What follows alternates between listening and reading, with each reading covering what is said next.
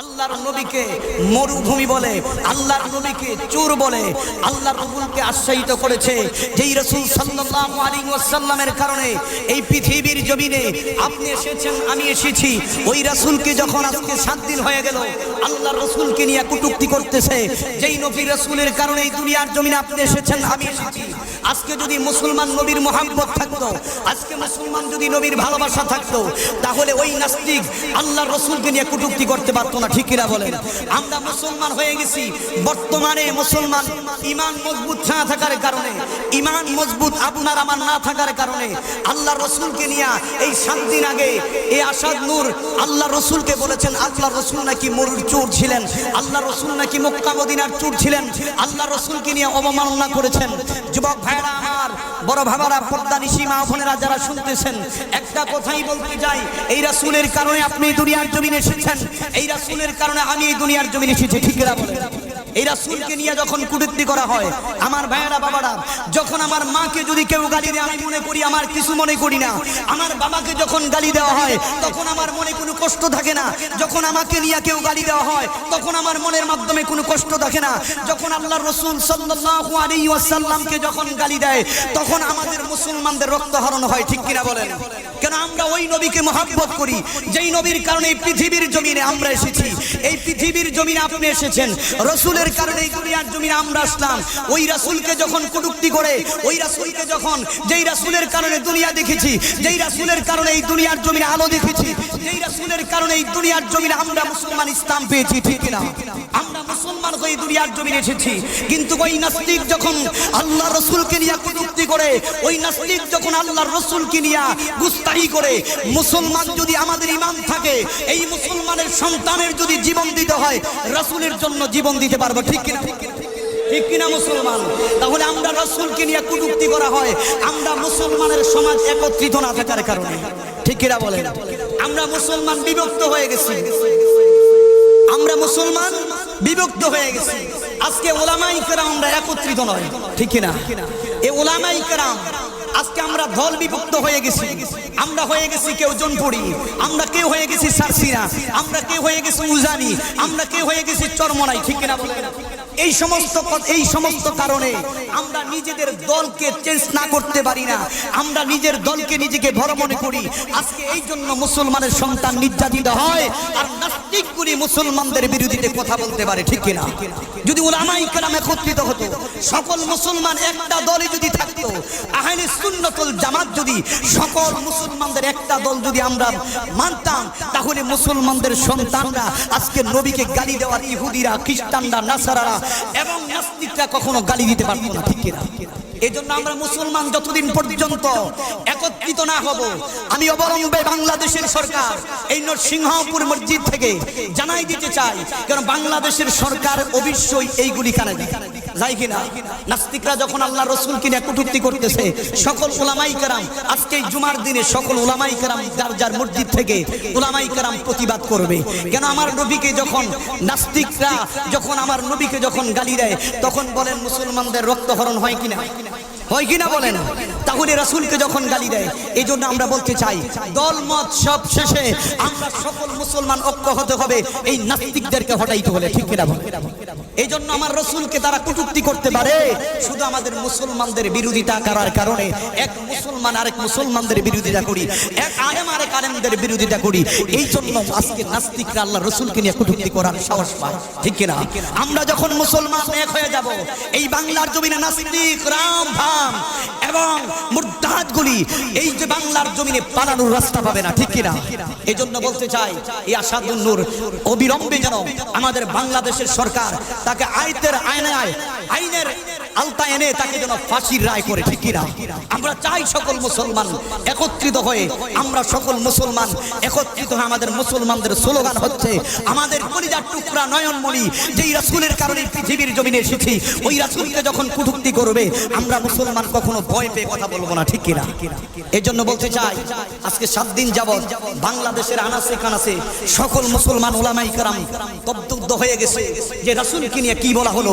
আমার রাসূলকে এখন পর্যন্ত সরকার তাদেরকে বাড়িতে পুলিশ পাঠাইছে, কিন্তু তিনি বাংলার জমিনে নাই, তিনি হচ্ছেন ইন্ডিয়ার জমিনে বসবাস করতেছে। এই জন্য বলতে চাই, ইন্ডিয়ার জমিনে বসবাস করে আমার রসুলের কুটুক্তি করে এই বাংলাদেশে ওলামাই কেরামদেরকে, বাংলাদেশের মুসলমানদেরকে হেয় করতে চেষ্টা করে, ঠিক না? এই জন্য তিনি ভাইয়ের আমার, বন্ধুরা আমার, যে আল্লাহ পাক রব্বুল আলামিন আজকের এই যে আল্লাহর ঘর মসজিদে আপনাকে আমাকে কবুল করেছেন, আমার আল্লাহ যদি আপনাকে আমাকে কবুল না করতেন তাহলে আজকের এই জান্নাতের বাগানে আসার ক্ষমতা ছিল না, আল্লাহর ঘর মসজিদে আসার ক্ষমতা ছিল না, ঠিক কিনা বলেন? আমার ভাইয়েরা, বন্ধুরা আমার, আজকে আপনাদের উপরে কিছু বিষয় আলোচনা করব, যেগুলি হচ্ছে নামাজ। আল্লাহর নবী বলেন, ক্বালান নবিয়্যু সাল্লাল্লাহু আলাইহি ওয়াসাল্লাম ক্বালান নবিয়্যু সাল্লাল্লাহু আলাইহি ওয়াসাল্লাম মিফতাহুল জান্নাতিস সালাম, নামাজ হলো বেহেশতের চাবি, ঠিক কিনা? নামাজ হলো, আল্লাহ নবী বলেন, নামাজ হলো বেহেশতের চাবি। তাহলে ও মুসলমানের সন্তান, আমি যদি নামাজ পড়ি, আপনি যদি নামাজ পড়েন, তাহলে নামাজ আপনার জন্য, আমার জন্য জান্নাতের হাসরের ময়দানে, কিয়ামতের ময়দানে আপনার জন্য, আমার জন্য নামাজ হবে বেহেশতের চাবি, ঠিক কিনা?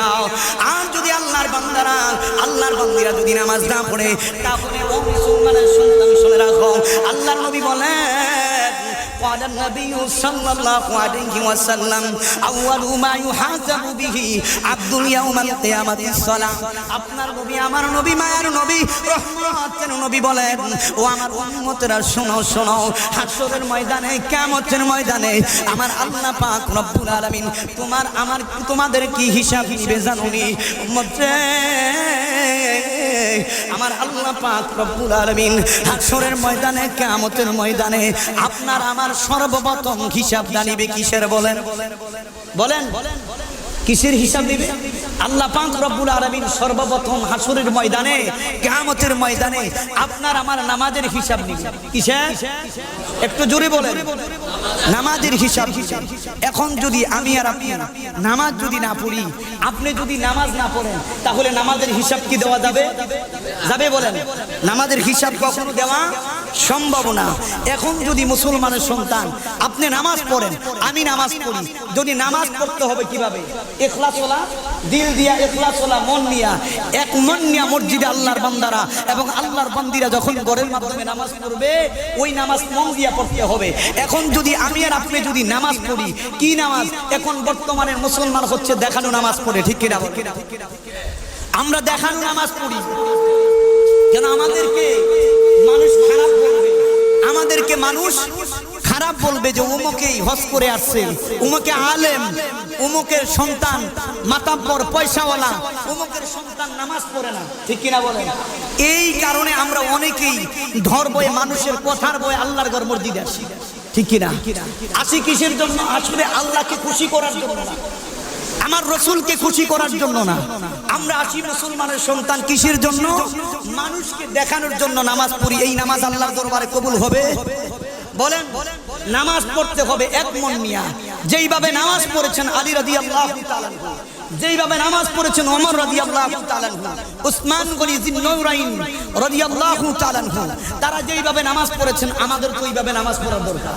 কিন্তু আমরা তো নামাজ পড়ি, আল্লাহ রাসূল সাল্লাল্লাহু আলাইহি ওয়াসাল্লামের হাদিস, আল্লাহ রাসূল বলেছেন, দুনিয়ার জমিনে সবচেয়ে বড় চোর হচ্ছে তারা যারা দুনিয়ার জমিনে নামাজ চুরি করে, যারা দুনিয়ার জমিনে নামাজ চুরি করে। এখন আমি সেজদা দিতে গেলাম, সুবহানা রাব্বিয়াল আলা তো তিনবার বলতে হবে, ঠিক কিনা বলেন? এখন তিনবার তো মুসলমানের সন্তান কখন পড়ে সুবহানা রাব্বিয়াল আলা? সময় লাগে না? কিন্তু কিছু কিছু আল্লাহর বান্দা আছে সেজদাটা ফালাইতে দেরি, উঠাইতে দেরি করে না। এইগুলি কি নামাজি না নামাজি চোর? বলেন। এইগুলি হচ্ছে নামাজি নয়, তারা হচ্ছে নামাজি চোর, ঠিক কিনা বলেন? তাহলে যারা নামাজ চুরি করে তারা হচ্ছে সবচেয়ে দুনিয়ার জমিনে নিকৃষ্ট, ঠিক কিনা? এই নামাজ চোর হচ্ছে দুনিয়ার জমিনে নিকৃষ্ট। আর যারা নামাজ পড়ে না তাদের তো ভিন্ন বিষয়, ঠিক কিনা? যারা নামাজ পড়ে না তাদের জন্য তো ভিন্ন বিষয়। আর যারা নামাজ পড়ে তারাও তো নামাজ পড়ে, নামাজ চুরি করে। তাহলে আল্লাহ রাসূল যেই কথা বলেছেন যে দুনিয়ার জমিনে সবচেয়ে নিকৃষ্ট তারা চোর নয়, যারা চুরি করে, ডাকাতি করে, মানুষের ঘরের ভিতরে চুরি করতে যায়, রাস্তাঘাটে তারা অ্যাটাক করে, চুরি করে, ডাকাতি করে, এইগুলি বড় চোর নয়। সবচেয়ে বড় নিকৃষ্ট চোর হচ্ছে যারা নামাজ চুরি করবে, ঠিক কিনা? তাহলে আমরা নামাজ চুরি করিনিও, ঠিক মতো তো মাসাল্লাহ দিলে বান দিও না, হুজুরদেরকে জিজ্ঞাসা করি না, মসজিদের ইমাম সাহেব খতিব সাহেবদেরকে জিজ্ঞাসা করি না যে নামাজ আমাদের হয় কিনা, নামাজ কিভাবে পড়তে হবে, এইগুলি আমাদের মুসলমানদের জিজ্ঞাসা করে না। কেন? শরম পাবে, লজ্জা পাবে। কেন? নামাজ যে তোমার হচ্ছে না, নামাজ যে আপনার হচ্ছে না, এইগুলি তো আমাদের যাচাই করার দরকার, ঠিক কিনা বলেন?